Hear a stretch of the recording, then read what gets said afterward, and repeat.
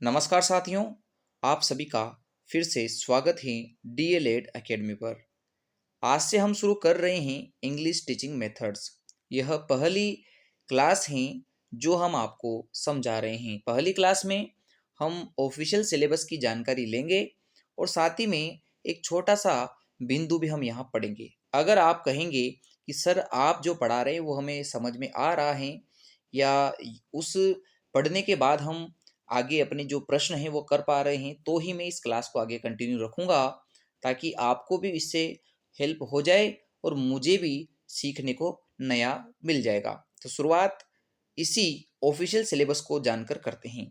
Official syllabus में पहला बिंदु हमें दिया गया है प्रिंसिपल्स ऑफ टीचिंग इंग्लिश। अंग्रेजी शिक्षण के सिद्धांत। किन सिद्धांतों की सहायता से अंग्रेजी को पढ़ाया जाएगा, उन सिद्धांतों की बात करते हैं। आपने हिंदी शिक्षण विधियां पढ़ी हैं, चाहे पर्यावरण शिक्षण विधियां पढ़ी हैं, सामाजिक की पढ़ी होगी, उनमें आपने पढ़ा है कि शिक्षण के लिए महत्वपूर्ण सिद्धांत मनोवैज्ञानिक सिद्धांत काम में आते हैं। जैसे कि हम शिक्षण में चयन करें, ऐसी विषय वस्तु का चयन करें जो इजी टू लर्न हो, सीखने में आसान हो, मानसिक रूप से ज्ञातव्य हो, आसानी से ग्रहण की जा सके, रुचि के अकॉर्डिंग हो, समझने में उपयोगी हो, दैनिक जीवन में कहीं ना कहीं काम आ जाए। तो ऐसी चीज़ें हमें चयन करना चाहिए कोई भी चीज़ पढ़ाने से पहले।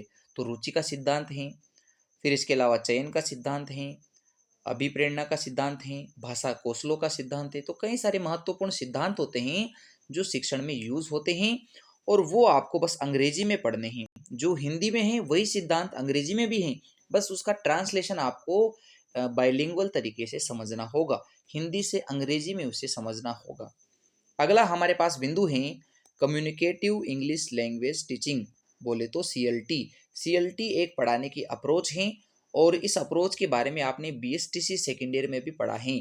सीएलटी एक प्रकार का अप्रोच है, आपने पढ़ा था कि सीएलटी क्या है, सीएलटी में कैसे चीज़ें होती है।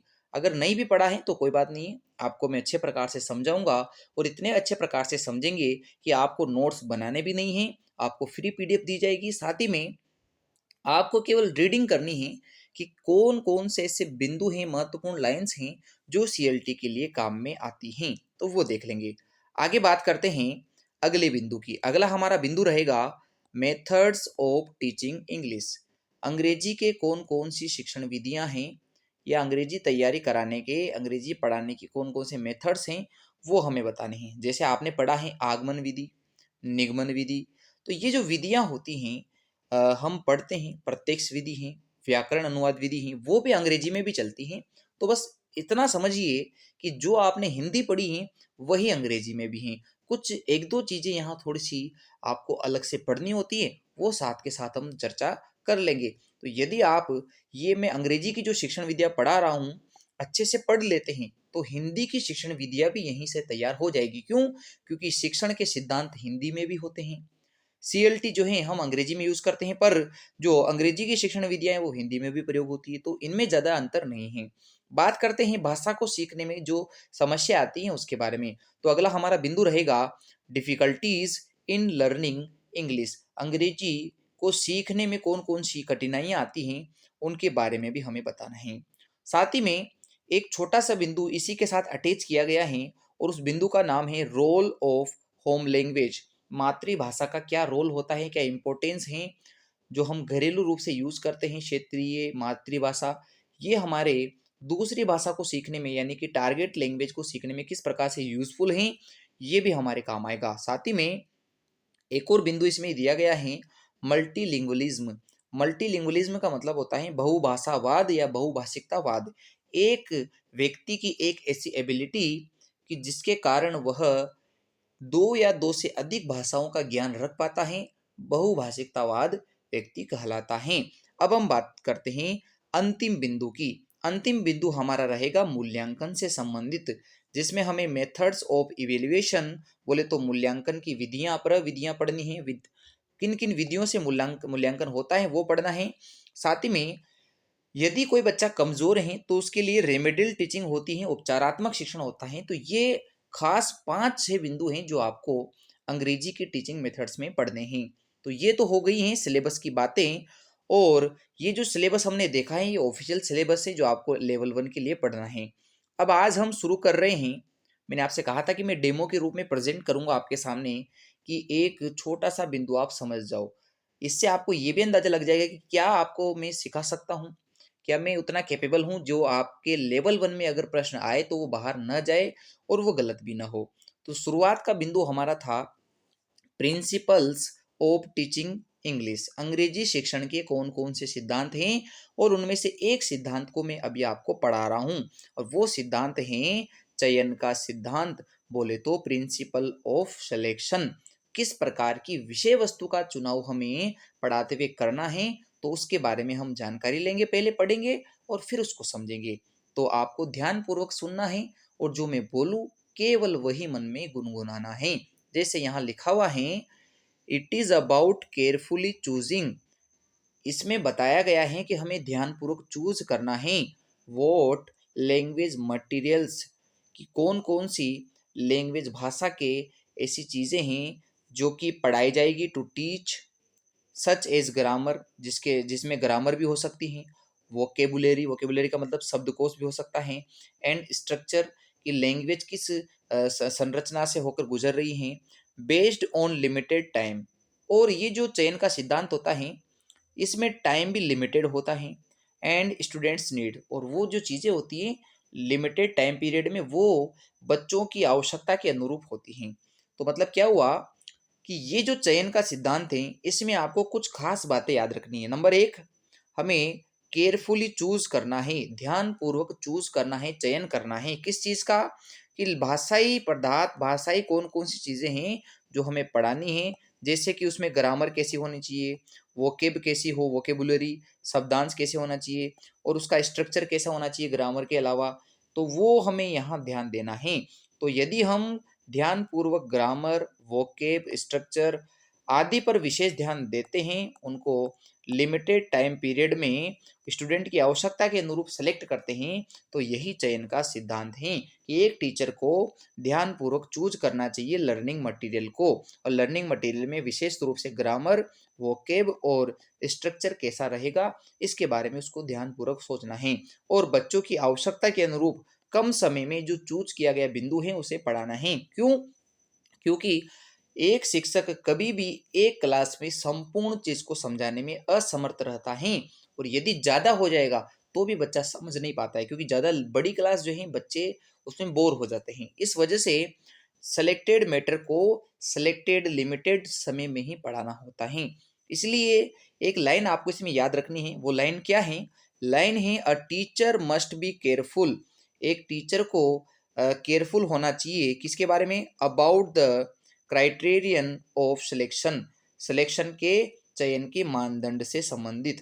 तो एक शिक्षक को इस चीज के लिए केयरफुल होना चाहिए, उसको ध्यान रखना चाहिए कि चयन के कौन कौन से मानदंड हैं। अब वो मानदंड क्या क्या होंगे, को की फैक्टर्स क्या क्या हैं जो चयन में मदद करते हैं, वो हम यहाँ देखते हैं। तो क्राइटेरियन ऑफ सिलेक्शन, मानदंड होना चाहिए चयन करने के भी, कि इस मानदंड के अनुरूप हमने ये विषय वस्तु का चयन किया है। तो ये सभी प्रश्न अभी जो मैंने आपको ऊपर थ्योरी के रूप में लिखे हैं ये पूछे गए हैं इसी प्रिंसिपल ऑफ सिलेक्शन से रिलेटेड। आगे मैं बात करूं कि इस सिलेक्शन में कौन कौन से महत्वपूर्ण कारक होते हैं, की फैक्टर होते हैं जो काम में आते हैं, और उसको हम समझेंगे। जैसे पहला की फैक्टर होता है सिलेक्शन में लर्नेबिलिटी, मतलब सीखने की क्षमता। हमें एज अ टीचर इस बात का ध्यान रखना होगा कि जो बच्चा है जो आपसे सीख रहा है वह इजी वे में समझ जाए और उसके सीखने के अनुरूप आप उसे पढ़ा रहे हो। तो लर्नेबिलिटी का मतलब होता है how easy the item is to teach and learn, कि कैसे कितना आसानी से आप चीज़ों को समझा पाते हैं, ये है लर्न एबिलिटी। अगला है टीच एबिलिटी। टीच एबिलिटी क्या है? शिक्षण योग्यता, आपकी कुशलता, आपकी वह योग्यता कि आप सही से और आसानी से पढ़ा पाते हो, तो ये है टीचेबिलिटी। तो शिक्षण योग्यता और सीखने की क्षमता, बच्चे के लिए ऐसी शिक्षण सामग्री का प्रयोग करें जो इजी टू लर्न हो, सीखने में आसान हो। तीसरा है अवेलेबिलिटी। अवेलेबिलिटी का मतलब होता है उपलब्धता। उपलब्धता का मतलब होता है कि आसपास जो चीजें उपलब्ध हैं, आसानी से एक्सेस की जा सकती है, उनका प्रयोग करते हुए पढ़ाइए। तो इसमें है something is easily obtainable, accessible, यानी जो आसानी से उपलब्ध हो जाए, जो आपके परिवेश में है, उन सभी चीजों का प्रयोग करते हुए बच्चों को समझाइए। आप उसको केवल किताबी ज्ञान मत दो, उसे उपलब्ध परिवेश में जो संसाधन हैं, मटेरियल्स हैं, उनका यूज करने देवे और आप उनका यूज करके उनको बताएं। अगला है फ्रीक्वेंसी। फ्रीक्वेंसी का मतलब आवर्ती। इस एक तरीके से समझिए कि आप किसी चीज को कितनी बार यूज करने में सक्षम हैं। जैसे इसमें लिखा हुआ है how often a word is used in in the language. भाषा में जो आप शब्दों का प्रयोग करते हैं, तो उस भाषा में किसी चीज को हम किस हिसाब से रिपीट कर पाते हैं, कहाँ कहाँ यूज कर रहे हैं, वो चीजें फ्रीक्वेंसी में आती हैं।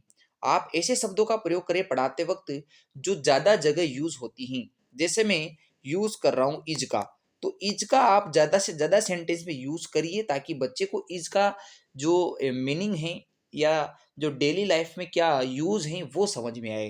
तो इज को कैसे समझाएं, इसलिए इज का हमें ज़्यादा से ज़्यादा जो यूज़ है, प्रैक्टिकल है, वो करके दिखाना पड़ेगा। तो वो है फ्रीक्वेंसी। फिर है रेंज और कवरेज। अब देखिए, रेंज का मतलब होता है सीमा। अब यहाँ रेंज क्या है इसको समझते हैं।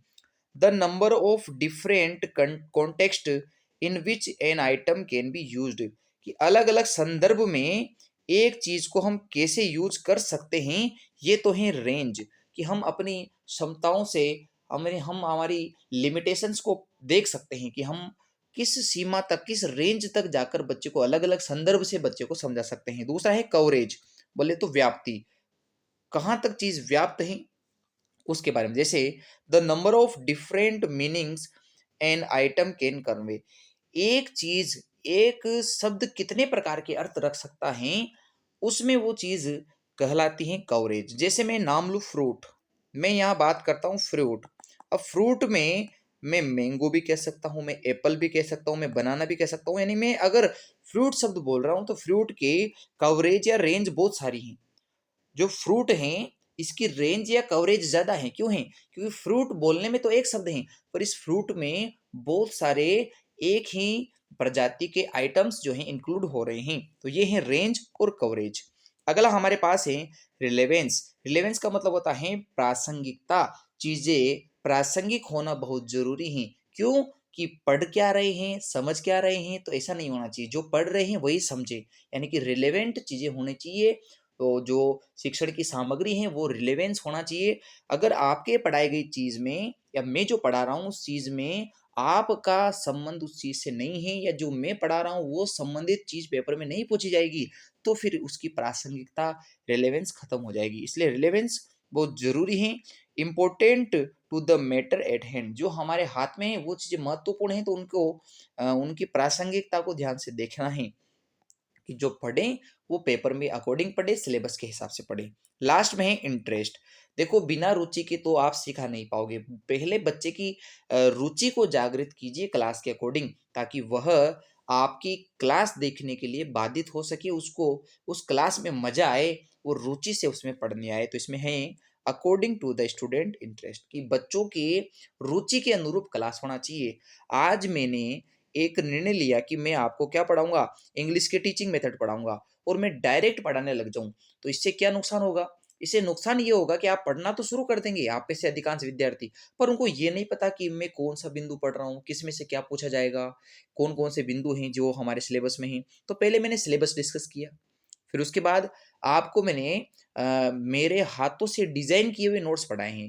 हालांकि मेरे पास पुराने लिखे हुए नोट्स हैं और टाइप किए हुए नोट्स हैं, पर मैं उनसे नहीं पढ़ा सकता। क्यों? क्योंकि उनमें इतना आकर्षकपन, बोले तो आपको अट्रैक्ट करने के लिए जो चीज़ें वो उसमें नहीं है, इसलिए मैंने फिर दोबारा इनको अपने हाथों से लिखा और आपको समझा रहा हूँ। तो ये आपके इंटरेस्ट के अकॉर्डिंग हो जाए ऐसा काम, ये मैंने किया है। तो ये सभी की फैक्टर्स होते हैं, मुख्य कारक होते हैं सिलेक्शन में। तो चयन के सिद्धांत में इन 8 की फैक्टर्स का यूज होता है कि हम सामग्री को कैसे यूज कर रहे हैं। तो अब देखिए कौन कौन सी एक दो एक्स्ट्रा बातें हैं जो चयन के सिद्धांत में काम आएगी। तो याद रखना कि चयन के सिद्धांत में लिमिटेड टाइम पीरियड मिलता है, उसी में हमें सिलेक्शन या प्रायोरिटी रखनी पड़ती है, प्राथमिकता देनी पड़ती है उस रिलेवेंट लैंग्वेज मटेरियल को जो आप पढ़ाना चाहते हैं।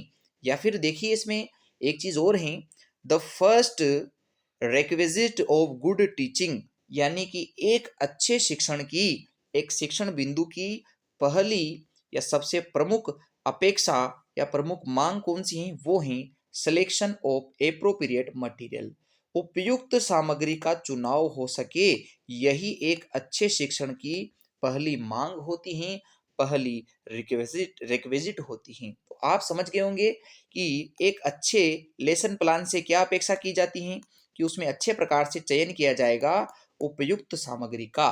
तो यह हमने पहला बिंदु कवर किया है और साथ ही में सिलेबस को कवर किया है। अगर आप कहेंगे कि मैं समझ चुका हूँ या चुकी हूँ, और आप कमेंट करेंगे कि वास्तव में सर आप जो पढ़ा रहे हैं वो हमारे लिए योग्य हैं, आप पढ़ाइए, तो हम आगे कंटिन्यू करेंगे। और कल हम शिक्षण बिंदुओं का, एक शिक्षण के सिद्धांतों का हम अलग से वीडियो बनाएंगे आपके लिए, जो काफ़ी हेल्पफुल होगा। तो आप हमें बताइए कि क्या वास्तव में जो हमने आपको समझाया आज वो समझ में आया या नहीं आया है। इसको कंटिन्यू तभी करेंगे जब आपकी इच्छा होगी।